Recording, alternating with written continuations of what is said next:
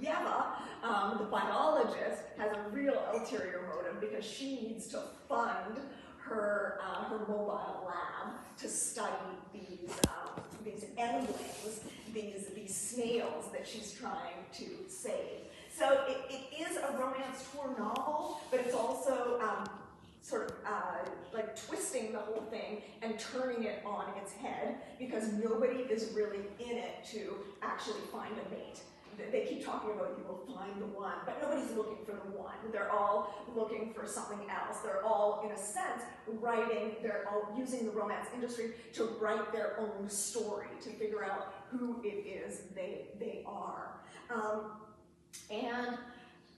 As she was writing this book, it didn't start out with snails at all.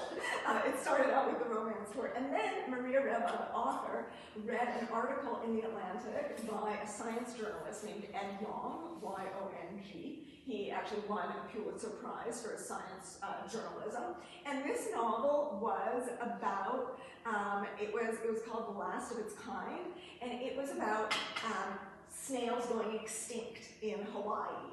And the article was about a snail named George, who was the last known Hawaiian tree snail of its species. And the article he wrote is about ecological grief, and it was about the scientists who study these snails, these endlings, and an endling is sort of the last of its species. And basically, it's about these people who watch extinction as it's happening. So all the time stamps, that all came out of Ed Yong's article when he was interviewing this scientist who was kind of witnessing extinction as it happened. And so basically, the scientist that Ed Yong follows around has a trailer full of snails, and he watches them die out in real time.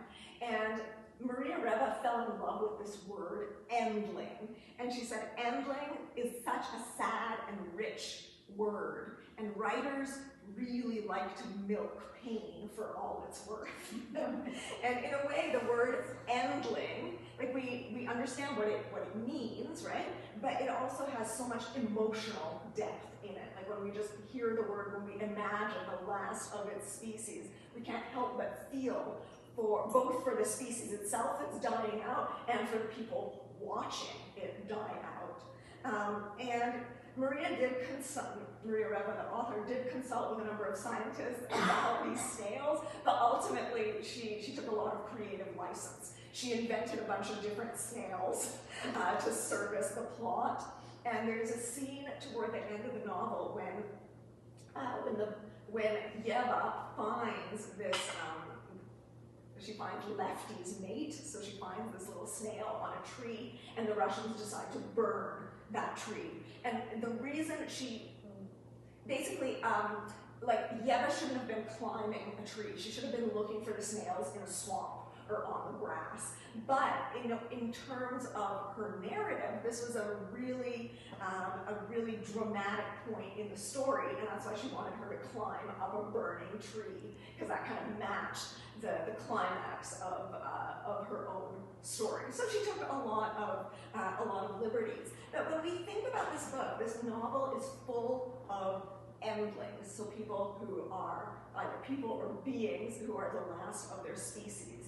We have the snail itself, right? Lefty, obviously.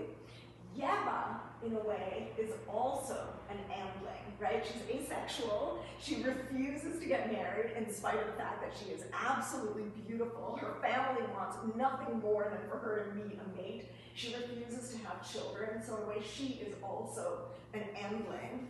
Another endling in this book is, of course, Ukraine itself.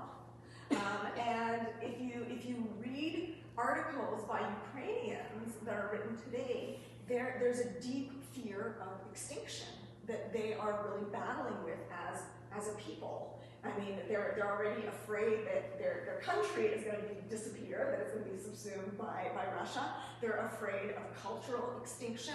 They're afraid of linguistic extinction and of existential extinction. So Ukraine is also kind of an endling in this novel. The who refuses to leave Kherson, he is also an endling. He knows he's going to die there alone, and he just doesn't even want to entertain the thought of leaving his land and leaving his dacha, which he built with his own hands. The author herself, Maria Reva, feels like a bit of an endling when the war starts and she's meeting up with friends and she feels like she is completely going insane. There's this part, hold on a second, where is this? There's this part where she goes to a party and people here it is, on page 115. She said, sometimes I wonder if my sister and I are going insane, living two realities at once. The explosions peppering phone calls from Ukraine, alongside the dinner parties in Vancouver with laughing, smiling friends sitting there in wrinkle-free fabrics who don't mention the war at all. Maybe there is no war, as conspiracy theorists whisper online. Maybe it's all in my head. So in a way, she feels like an endling also. And Pasha is also another one of the endlings from the novel. He feels like he can't continue living the life he lived in Vancouver, and he goes back to Ukraine. He changes his name back to Pavlo because he can't live the way he did. So I chose this novel because it really does speak to our present moment. It's politically relevant.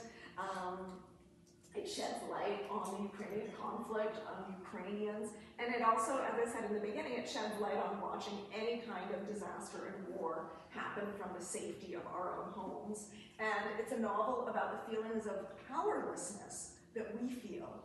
The author, Maria Reva, is obsessed with the question of how can I be useful in this time of horror when she feels so powerless. And I love the novel because it's funny. I love the novel because it's also very challenging. It's really hard to keep track of all the voices. And this novel, I think, also makes us question the purpose of literature and what its goals are. Like, is literature just creating these, is it just about world building? Is literature about escapism? Or does literature have a moral function in our world? Can literature solve problems? She wishes literature could solve problems, but I don't know, those are the questions she raises. And yet, there are so many psychological studies being done about how reading actually makes us more empathetic, right? Reading makes us better people because it enables us to get into the mind of people who are different from us, right? It sort of enlarges our world, enlarges our horizon. So I think reading does make us better, but she asks the question, like, is there any point to all of this? I also love this novel because I think it's brilliant. It's absolutely innovative. I've never read a novel like this. I think a lot of you mentioned how you got to page 13 and there's an explosion, and suddenly like the apartment building explode, and then the novel implodes, right? It's written in the third person. It's, at first we're in Yeva's head, then we're in Nasta's head, and suddenly the first person, I sit in my parents' attic. Who is this?